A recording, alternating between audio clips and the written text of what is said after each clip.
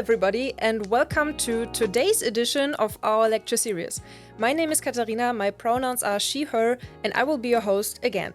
Today we are focusing on the topic of AAA game production, and I am happy to introduce my colleague Corinna Hesner, who is a producer in our Berlin studio.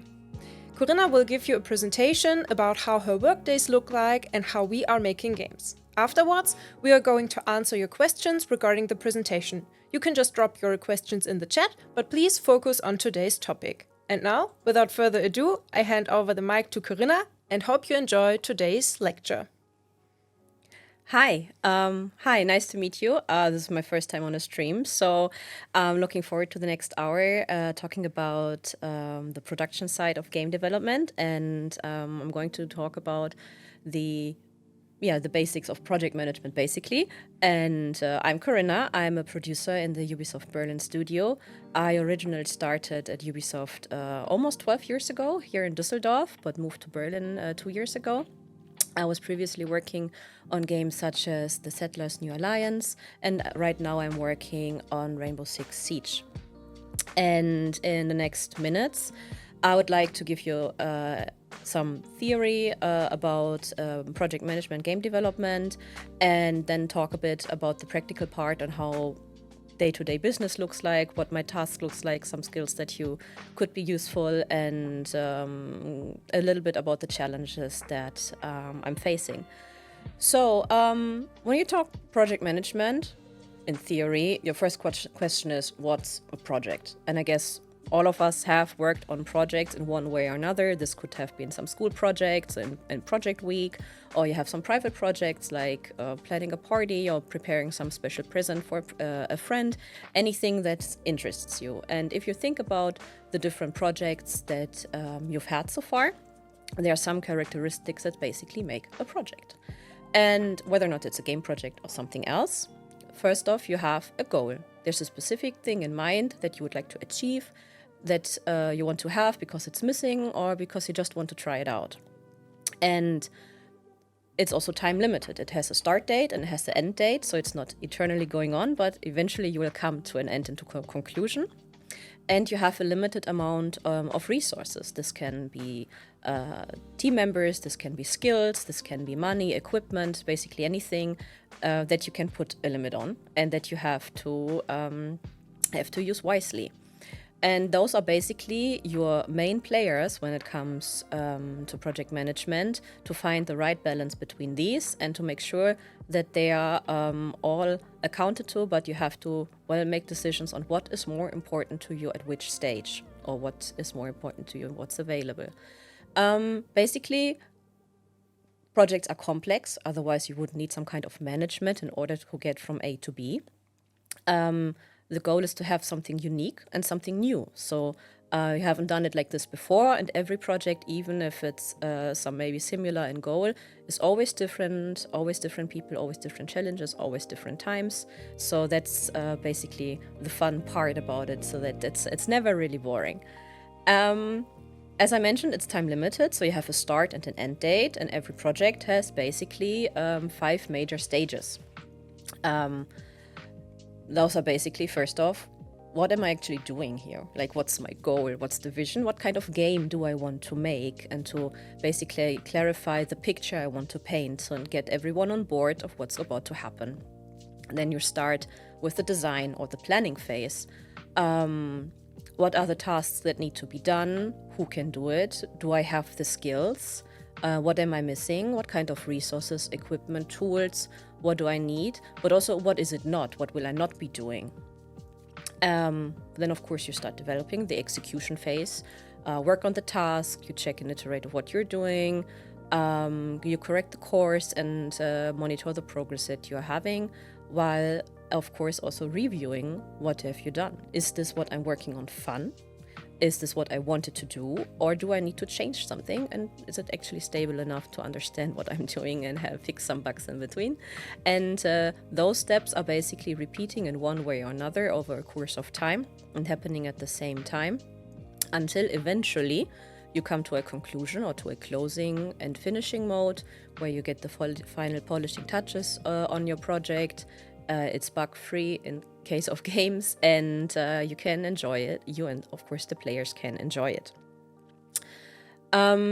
For these different stages, there are a lot of different methodologies on how to develop this. So there's so many different ways on how you can develop it. And I think the most common ones people should know about are, of course, waterfall and agile. Both have their pros and cons depending on the complexity of the tasks at hand and the different stages in a project. And as a project manager, one of your challenges is to understand what to use when, and when it's smarter to maybe change the approach of how you're working. Waterfall is sequential, one step after the other. You spend a significant time per step, but as the waterfall indicates, it's one way, and it can be helpful when you have clear dependencies, when you know exactly what's going to happen, when it's very straightforward, but it can also be unflexible or difficult or expensive when at a very late stage you realize something is not working as you expected, or maybe your design has changed because some other requirements have changed, and swimming up a waterfall is kind of a difficult challenge. So you have to see at which stage what makes sense. And agile, well, agility, it's a faster. It's focusing on short iterations. It's the same stage as designing, developing, checking, and adjusting, but then adjusting the course. You do it over a short period of time or longer periods of time until you end up at the goal what you want. So both have their ups and downs. And if you look back on our main players, the goal, the vision, what I want to achieve, the team or the resources I have available, and the time I want to finish something.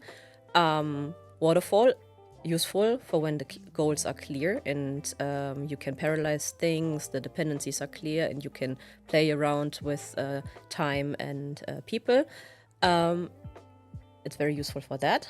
Or on the other hand, the more agile approach, you are maybe not really sure about how the end goal should look like. You want to try something out because there's a lot of insecurities and uncertainties.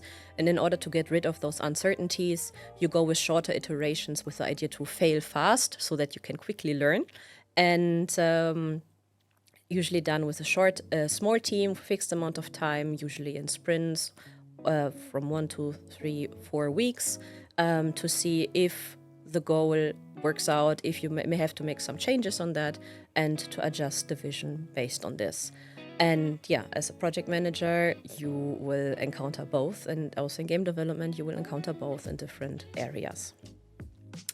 So after having a look at what is a project with its different players and specifications, the different stages, let's put it a bit more into perspective what it means on a game project. I mean, I already started a little bit on it, but let's go a bit more into detail here. A game project basically is then an endeavor to build and deliver a piece of interactive, playable entertainment to the player. And this is now where it gets interesting, because you as a project manager or producer, you're not the one building the game. You're accompanying the process. You are getting all the puzzle pieces together and work in the restrictions that you have. But now the beautiful part is that you work with the different builders of the game. And games are done by multidisciplinary teams with varied skills and job roles. You know, the classic candidates: programmers, designers, artists, audio, marketing, and business, user research, and of course, quality assurance. And getting all of these people together with their different mindsets and their different skills to tackle the goal of developing a game, I think, is the most interesting part, and your main job as someone on project management. But of course, there's so many sub areas to everything: gameplay programmers, gameplay designers, the different artists, localization, the narrative on how you want to tell the story, what kind of story you want to tell. You basically, as a as a person on project management, you don't have to understand everything, all of it, but you have to have and gain a certain level of knowledge on all of it to understand how it's playing together and to find the best synergies and to also talk to the people who are experts in this area and to make sure that you work with them the best way that they can do their job. So this is basically, I think, the most important part about game development is the team that comes together in their different areas to work on a game. And of course, it's not everyone working on it at the same time. You usually distribute the team in smaller feature teams so that they are self-sustainable and T-shaped, so that every team has all the skills necessary to work on parts of the game. This could be the combat mechanics, that could be anything regarding cars or vehicles. This could be basically any area. And you have to make sure that, and usually all of these teams have their own producer or project person, and they are working together then with the directors, who are the vision keepers, or with the different team leads. More about this a little bit later.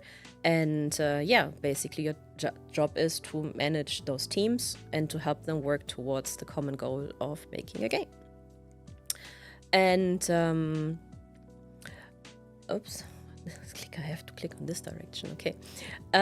So talking about those the game builders, and they are building, of course, not directly the final product. They are also following the process that I've just talked about in regards to the different stages of a project. And the most common ones is, of course, you start that an idea is born. A game idea can be born more or less basically from anything. It could be a story that you want to tell. It could be a game mechanic that you want to explore more, want to give a special spin to it because you would like to try something new. Or maybe a studio has also a business need in order to work on a specific game. So based on whatever main idea you have, you start basically with the conception phase. It's the initiation phase, and it's the initial phase where you start exploring of what you actually want to do. What's the game going to be about? Who's my audience? Are there actually players out there who would like to play this? Do I have any competitors or any benchmarking that I can be inspired by? What do I not want to do? It's very, very important to understand what you not want to be or not want to deliver. I have a feeling that it's sometimes forgotten to think about this is not what I want it to be. And of course, how expensive is it going to be? How many people do I need? Do I have the skills? Do I have to learn something? Am I exploring a new technology? And all of these questions need to come together to have an idea and actually start the whole planning process to better understand where you want to go. And of course, then you don't directly go to the end of to the end game, but you start basically with the main milestones that more or less any game development has. You have a first prototype, you have the alpha, you have the beta, and all of these different milestones, of course, can be built up with smaller milestones with the different stages that I just talked about: planning, execution, reviewing, and so on, until you understand, is this the right path we're doing? That's why usually you start with the first prototype. Is the idea I have actually fun? It doesn't have to be pretty. It can be all T-poses. It could be a paper prototype, depending on what you're working on. But it's to understand, is what I want to do actually feasible? Is it fun? Is this something is it how I imagine it's going to be? And also to get a glimpse of how the visual styles look like, and testing out if the different needs I have in order to do this game work before I start with actually before I start working on the full skeleton and getting all the other gameplay features that and systems that are interconnected implemented. This is usually then the next stage. In the alpha stage, you try to get all the systems of the game running. You see how it connects, and so that you're able eventually to play the game from the beginning to the end. And and basically you have the quality checks in between to understand, is this still what I want to do. Because as mentioned earlier, the later you realize that this is not something you want, the more expensive it will be to go back to the drawing board to maybe make some changes. So yeah, I always have to carefully review the work that you are doing. So let's say you're happy and the skeleton works, you can play the game from beginning to end and it's fine. Then you start with working towards the beta phase, which is more on creating the content, the different maps, the different challenges, the different missions, audio, cutscenes, all the assets that need to be produced. And as basically of a prototype alpha and beta, the picture becomes more clear.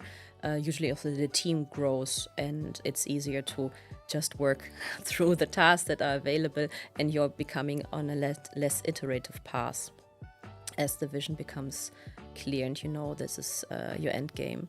Until then, finally, of course, you need to finish because the project has an end date. As much as fun as development is, your goal is that eventually the player can enjoy the game and is successful.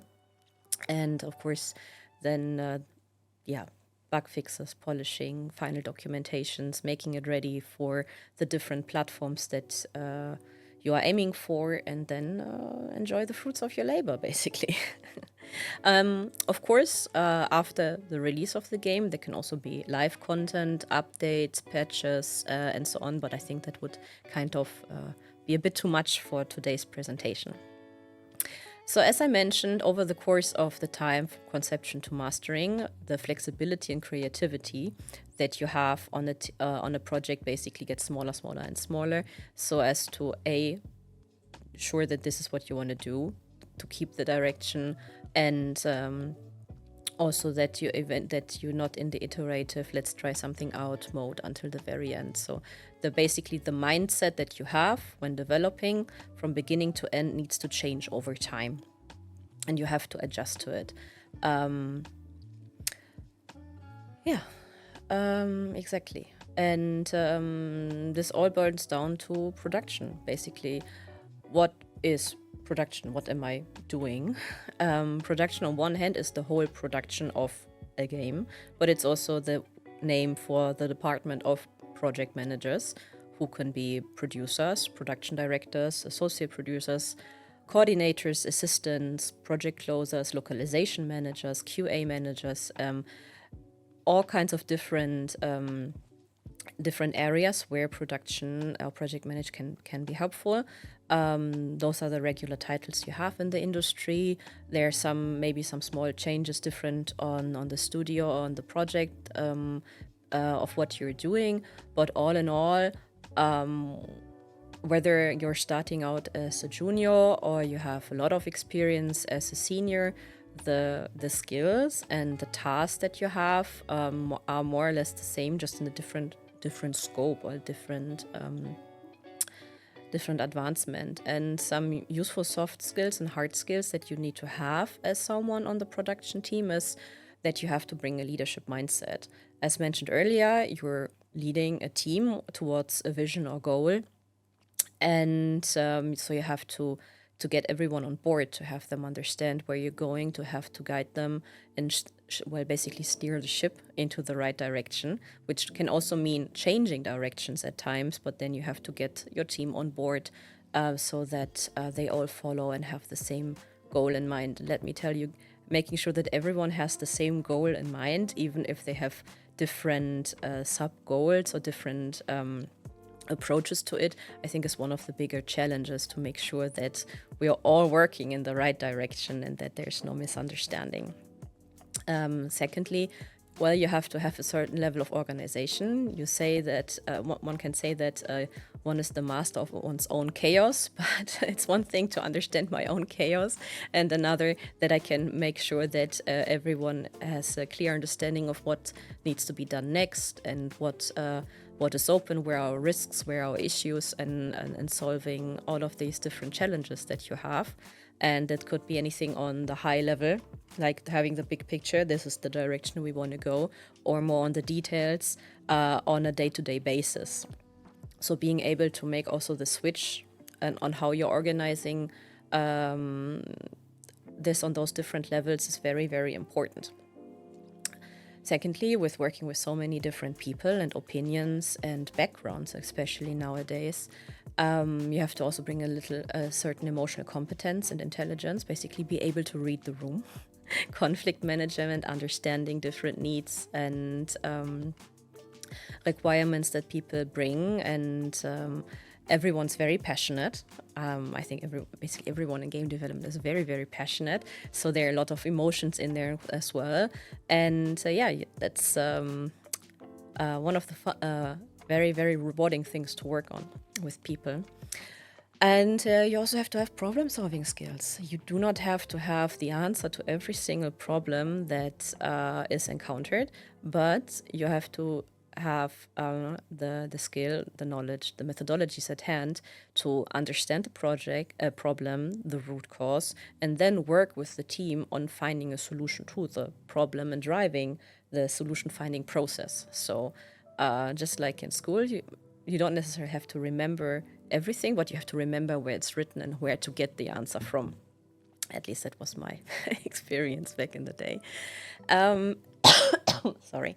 You also have to bring resilience, because game development has complexity. There will be times when things are not working out as expected, and you have to change directions or course, or things are influencing your daily work, and sometimes getting those back on track is one of the challenges that you have to do. Doesn't mean that you should ignore any problems or issues, but it's about how to cope with them and to find your own coping mechanisms and balance to get back on track, to stand back up, fix your crown, and keep on walking, basically. On production, you have to also have to bring integrity to the table so that people know what to expect of you, that you treat everyone equally, that it's understandable on how you act and behave and react to things, and that you're basically bringing a stable environment towards the team that they can rely on how that you will lead them to the right direction. It more or less boils down to communication skills as well, being able to understand, being able to voice and make other people understand, and not necessarily just being here and presenting something, but also on all different kinds of layers, one-on-one, on teams, externally. And it's sometimes easier said than done. And I think finally, you also have to bring a certain enthusiasm to wanting to on the planning, on the process part, on identifying and solving issues. And I think that's more or less with any job that you have to like it, because otherwise it will be a bit difficult to get through to all the fun but also seriously interesting challenges that you have on a day-to-day basis. But I'm already moving from theory to the practical part on project management or production. If you look at the work of if you look at the day-to-day work or the overall work that someone on production has to do, I think on a producer side, there are 4 main areas that you need to follow. And that is defining the project planning. What's the scope? What are the goals? Does it fit with what the vision is? How much money and resources do I have? But also, when talking resources, building the team, finding the right people to the job that needs to be done, hiring resources, but also getting the team together to work together as a team building exercises, that it's a cohesive team and not everyone's working for the same goals and in the same direction, and basically bringing everyone together. But while this is most inside the team, they also have to engage stakeholders. So everyone who has a stake in what you're doing. This could be because you are influencing other departments with the game that you're developing, or there are other people around that you need their support of, so that you basically get their buy-in, keep them up to date, and do a lot of stakeholder management. Because a lot of people are involved, and I will just also talk about this in a moment. And yeah, basically, you're the representative of the project. You should be the go-to person. And one of my favorite pictures is that as a producer, or as a person, as any person on the production team, that you are the sword and shield for the team. That you are fighting for the team of what the team needs, but you're also shielding them from outside influence so that they can do the best job possible on what you're working on. And that's one of my more favorite metaphors on on the production job and game development side. But this is all very holistic, very the holistic approach. On a day-to-day basis, it's a little bit different on what I'm doing. I'm not. I don't produce lines of code. I don't create beautiful assets. So it's not as tangible in that sense of what I've been doing. And sometimes at the end of the day, it's like, what have I actually done? And then I either check when I'm in the office how much walking around I did because I was talking to people, or I need to check my Outlook, my Outbox, or my chat history to see what I've done. Because it's not as tangible as other disciplines are contributing to the game. Because basically my task is get an overview, get an assessment of the status, what's been going on, who has reached out to me, who needs something. Is anything on fire that needs to be solved immediately, but also participate in the different stand-up meetings, so basically short sync meetings between the teams to give an update on where are we, what have we done, are there any blockers, any issues and problems that need to be solved. So basically I need to check out how can I make sure that the team is working, enable them to solve problems, reduce blockers, and actively engage in problem-solving situations, just to make sure that my job is to make sure that everyone else can work. Basically, if everyone else can work, I think then it's hopefully a job well done. Next, of course, then is also planning the activities, what needs to be done next, what do we need to do in the next months, what does my backlog of all the tasks that need to be done look like? Do I need to adjust something? Do we have processes that are not working well and we have to optimize them? And basically make sure everyone knows what's coming now, what's coming next, and what's coming in the future to give security in understanding what's on the road ahead, even if at certain stages in game development there are some uncertainties that you need to solve, and even acknowledging, okay, there's something I don't have the answer for yet, but we have going to take these and these steps then in order to get the certainty and plan for it. Basically, you're spending a lot of time in meetings. This can be next to the stand-up meetings. This can be planning meetings, workshops. Basically, your job is to facilitate meetings, that anything from just sending the invite, making sure that the agenda is clear, what are the follow-ups, moderation. This is our planning meetings, retrospective meetings that are more about what have I done, what did go well, what did not go so well, and how can we improve. And making sure that, because there can be a lot of meetings at times, that those meetings are useful and time well spent. And doesn't matter if you're a junior or a senior in production, engaging the stakeholders and keeping people up to date, getting them on board, reaching out to wherever you need support or someone needs support from you is also happening on a day-to-day basis. So most probably you will have a lot of coffee breaks with people talking about things. The best work always gets done at the water cooler and getting a coffee. That's where problems are getting solved. And finally, of course, updating project documents, giving the big picture, updating things, documentations, and there are all kinds of tools for that to make sure that everyone's on track. So as you can see, those tasks are important to make sure that it's moving forward, but it's just not as tangible as working code or the actual game build that you have that you can play. But seeing that your work helps others to get to this stage is pretty rewarding in that sense. So if you like that, that's basically the job for you. Yeah. On a day-to-day basis, as project manager, I also have to work with lots of tools. They can be summarized basically as three main types of tools: communication, collaboration, and planning and monitoring.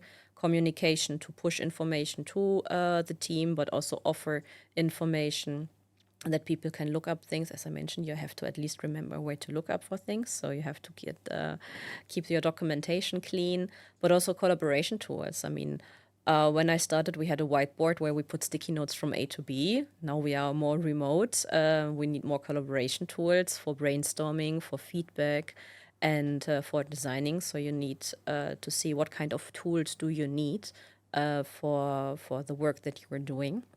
Those can also change over time, but you have to make sure as a on production side that you introduce the tools that you need to the team, but also in case things need to change or something new is introduced that you can adapt.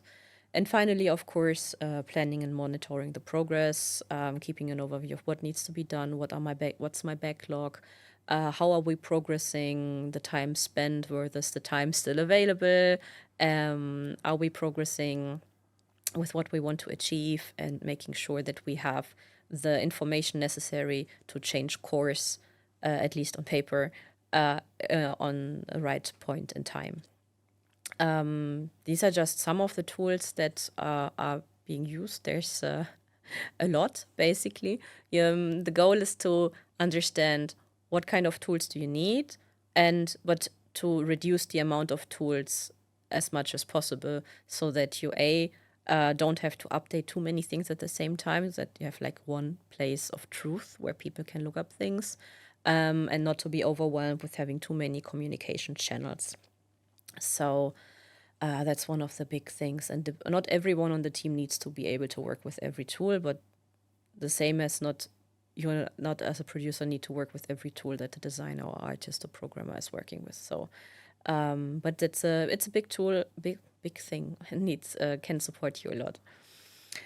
And finally, getting back to the relationships and stakeholders, as I mentioned, it's the most fun part about working on games is working with the team towards a common goal, and see their passion and making it work. You also have so making it work. I've mentioned it before. I'm having production here in the center because we're talking about production, but basically you can put any of these four into the center, depending on how you look at it. The directors who are keeping the vision and need the input from the team and the leads to shape the vision and to help guide everyone to the right direction.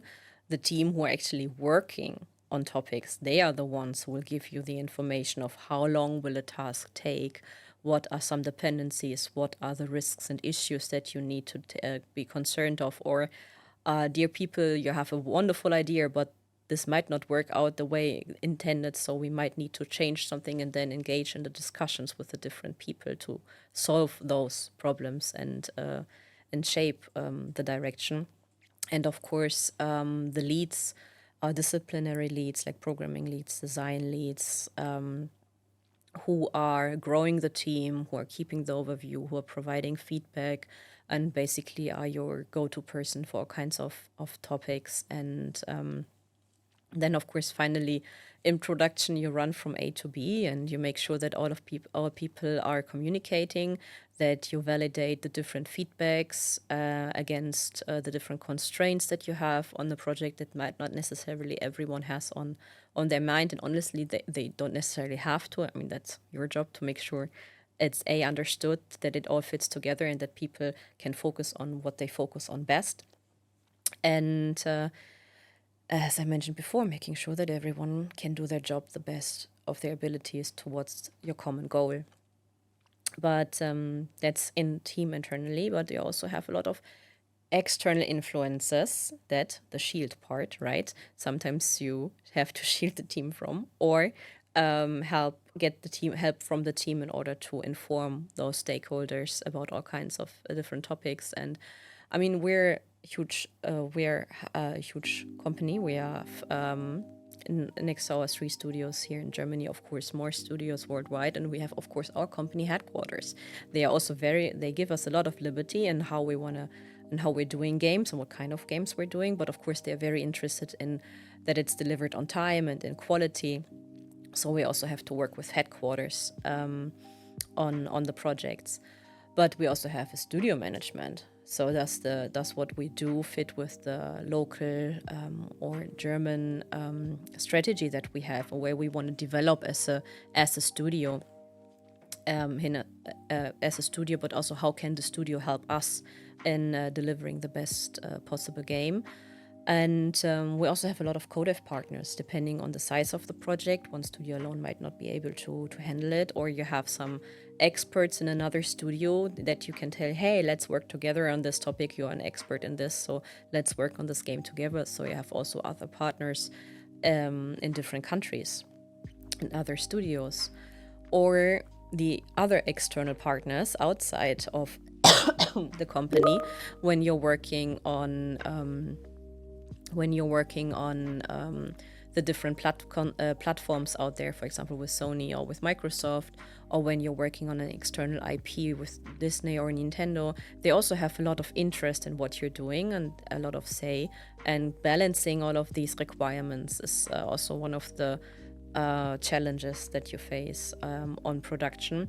Or you also have freelancers or outsourcing studios, because eventually there might be a lot of art that needs to be created for a game, and then you get support from a company that is focusing on these topics, for example, and they're specializing on specific elements in game development that is very beneficial to get support from. Because maybe you don't find enough people here or there, and then you have to see and become creative on solving problems, right? Become creative. But of course, it's one thing to make a game. It's also that you have to get it out there. For it to be successful, you have to work closely with PR and marketing, with your local PR and marketing, but also with worldwide. Because of course, games are released worldwide and different countries might have different requirements. So getting marketing on board early to understand what kind of how we want to introduce the game to the players is a very important. So you can see there, next to project management skills, you also need to gain over time more business related skills as well. And then of course, and I think one of the most important stakeholders, if you ask me, studio operations, the people who actually make it possible to work in a studio. Anyone from HR, IT, finance, procurement, to the people filling up the coffee and the coffee machine are super, super important for a good climate and environment to develop games. And so basically send them a lot of love, because you need them just as much as you need anyone else on developing games, in my opinion. So yeah, that was basically an introduction to down into the rabbit hole of project management. I think I touched a lot of topics. You can talk hours and hours, and there are hundreds of books about project management, basic project management, not necessarily games, that you can dive into. I can still talk maybe about 5, 6, 7, I don't know how many different sessions we could do about project management or production game development. So I would be very curious what kind of topics you might be interested in the future. So let's see if anyone on production and here in Germany could do something about this. So that won't be my personal request. Otherwise, I think even if you do not want to become a producer because you're passionate about a different topic, that's completely fine. I think it's just important that sooner or later in game development you will work with someone on production. So having a certain understanding of what they're doing is the same as the production person to understand what you are doing in your specialty, and on how to collaborate the best towards the common goal of developing an amazing and fun game experience for people to enjoy. And I've been doing production for 12 years, still here for the long run. So let's see how it goes in the future. And let's go for the Q&A session, Katharina. Yes. Thank you very much, Corinna. It was a very nice insight into game production in your last 12 years at Ubisoft. Before we start with the questions in the chat, I have some questions that I brought myself because I'm super interested. And the first question, how many coffees do you have a day? Oh, how many coffees do I have a day? At least 2 with caffeine, 3, but several in between without. So I switched to non-caffeine coffee substitutes in between, like WHEAT coffee. Okay, so you can solve up to 7 problems a day in water cooler talks. This is not how project management works, but nice try. Okay, then maybe a bit more a question that's a bit more really on. It's all good. On a game project management or producing, what would be a good education to become a game producer? So if someone's watching the stream thinking, oh, that might be a nice job for me, but how can I get there? Like, what do I have to do to be a game producer? What do I have to be a game producer? I think you can become part of the production team from any discipline that you're currently doing. So I've met producers who had a programming background, who were programmers before and then decided they want to try something else or want to go into the production part. I've seen a lot of people from quality assurance, from QA, who took those paths. I had a colleague once who was an artist before becoming a producer. So if you come from a different discipline already, it gives you the boost of having very deep knowledge about this area. But if you're a completely blank slate, let's say, and you need to decide on what you want to do, I think a certain level of business background is good. I mean, I had 1 semester of project management, was enough to get me kickstarted into the process. But I wouldn't say that there's like this one course you need to do, and you don't have to take manager courses in order to become a good producer eventually. Okay. Thank you. And what was your personal way into the industry? You just said you had 1 semester of project management, and that was kickstarting? After graduating high school, I went with a dual study program with one of the Fortune 500 companies, so with a bigger IT company. Okay. Like basically 6 months for 3 years, getting my bachelor in IT, in business information systems, so parts business, parts IT. So I had a lot of lots of internships while doing my studies, but at the end, I always thought I would do like business stuff, whatever that was when I was young, right? Or still fresh in the world of work. There wasn't really a job available that I wanted to do, and I thought like, I'm young, I can try games. I've been playing games since I was in kindergarten, so why not? Back then, my manager expected me to be back after 1.5 years. She said that 12 years ago. Here I still am in games. And I actually did start directly in production, in live production. One of the free-to-play games we had in Blue Byte, Ubisoft Blue Byte 12 years ago. Okay, yeah. Thank you. You touched upon this a few times during your presentation, that you especially like working with a team. So if I ask you about the most fun part of your job, that would be your answer? Yeah. I mean, it's when you like what you want to do. I want to work with people, which can be anything. No, it's I have so much respect for the different skills that people bring to it, and I would like to also bring my own part, and this is the project management part of it. And I just enjoy the different opinions, the getting from, oh, there's a problem, can we solve it? And I just enjoy how those interactions are, and I like working with people. sounds strange, but yeah, it's actually that simple. That's not strange at all. I think I'm starting to answer some questions from the chat. The first question was if this will later be available as a VOD, and I can say yes, it will be. So the next question for you, Corinna. Someone asked, how does Alpha work with Agile? Because in Agile you can change things even at the end of the cycle. Depends on the scale of change that you're implying, I think. If by the end of alpha you should have the systems that you want to do, and there should only be smaller changes that you can still allow over the course of time, because otherwise you don't reach alpha. I think it's then getting to the am I where I actually want to be, because if there's still a lot of open questions, you're not in alpha, you have not finished alpha. So I think the amount and the size of change you can allow or should allow before it's like actually we're not where we want to be, we need to go back to the drawing board, is still possible.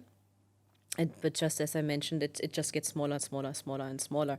So it's a bit hard to say, and unfortunately a lot of times the answer it depends on the subject matter if it makes sense to do this or not, and when you have to change the mindset. And I think that's one of the challenges that you have to understand, when do I have to make a switch, do I have to make a transition to close a milestone, and to say that this is what I want to do or not. Okay, we have another question. What game did you produce, and which one are you the most proud of? The most proud, which games? As I joined when I joined Ubisoft, I worked on online, the free-to-play browser game back then. I've worked a long time for the Settlers, eventually the Settlers' New Allies, and now I'm working on Rainbow Six. And I would say I'm equally or differently proud of all of these projects, because they've been such a ride. There have been so many good, also like, wow, I survived that kind of memories for all of them. It makes it a bit hard to say, because I think I learned a lot during all of these developments, and I grew a lot. I think I learned and made the biggest growth when working on Settlers. I think because also that's the longest period I've been working on a project. So yeah, I'm very proud that it has released, and that I was experiencing all of it with the team. And yeah, it's but I still am also proud of the people I worked with on Anna Online. So and I'm very proud to work now with the people on Rainbow. So it's they all have a very big spot in my heart. That's nice. That's the perfect answer for the question. We have another one. Working so close with a team, is there something that you would wish as a producer that the development teams should or could do more? Oh, do I? No, the question is whether or not I get this question right. So how can the development teams put their best into your goal, into my work, into your goal, and working with you, and maybe making your work easier what I would need from everyone on the team is be honest. It's okay if there are mistakes. We're here we're here for the long run, so we rather make mistakes fast and easy, of quickly, so that we can solve them. Be open, give honest feedback. If you see there's an issue, there's a problem, please point it out, because you can only help people who are speaking up in that sense. And basically be active participants, and share your dreams, share your wishes, share what's important for you, so that I can also help you do your job. Because only if we talk about what you need, and I make clear what I need from you, like estimates, like honest feedback, like raising the red flag that something is not working as early as possible. I think that's what everyone needs to do. That's what I need. Okay, thank you.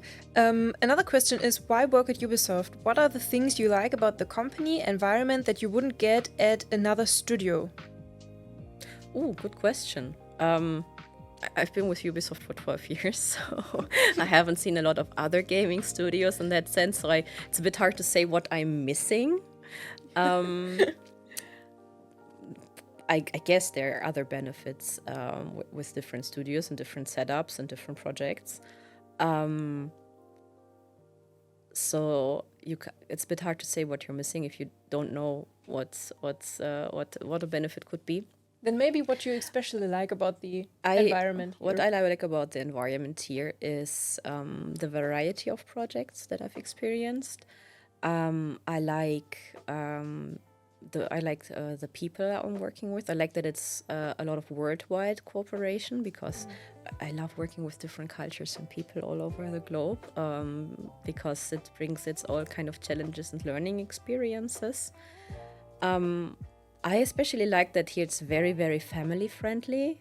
And as a mom, as a working mom, I'm very happy that the studio is super, super helpful in order to make sure that the work-life balance is working as best as possible. So this is something I'm very grateful for. And maybe I can also find these things in other studios, but honestly, I'm happy here, and so I'm good. Thank you. Another question. What was the most difficult moment you ever had during the development of a game, and how did you manage it? The most difficult times, I think, in a game are when you have to make bigger direction changes, like when you realize or when you're told, depends a bit, whether that something that you are really, really passionate about, you really want to do, is not working out as intended, for whichever reason. There are so many reasons. It's just, let's say you're very passionate about it, you really want to make it work, but for one reason or another, you are not able to continue like this.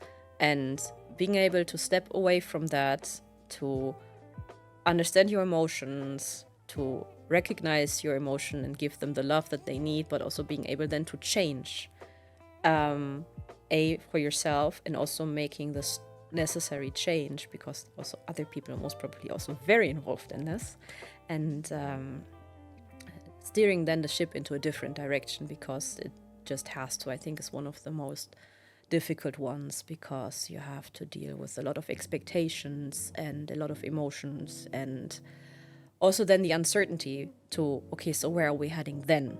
What does this mean? There are so many questions you don't necessarily have the answer to in that moment.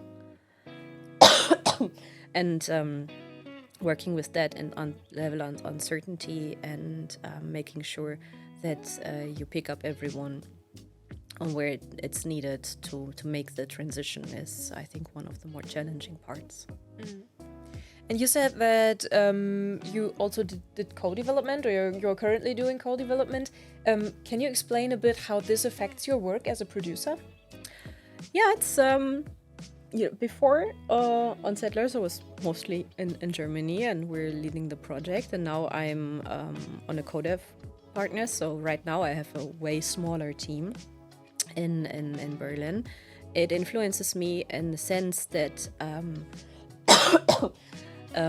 we still have directors, we still follow directors' requirements and the vision, but I have way more stakeholders that I have to align with, because there's so many other teams around the globe in different studios, and putting those puzzle pieces into a different perspective on how it works together, because everyone has different requirements. And basically before I was having the overview of everything, of the whole project, and now I have shifted it much more focus on the specific area of the game that we're working on. So it's basically sorry, just shifting my focus And I think one of the other bigger differences is that it's much bigger in scale than Settlers.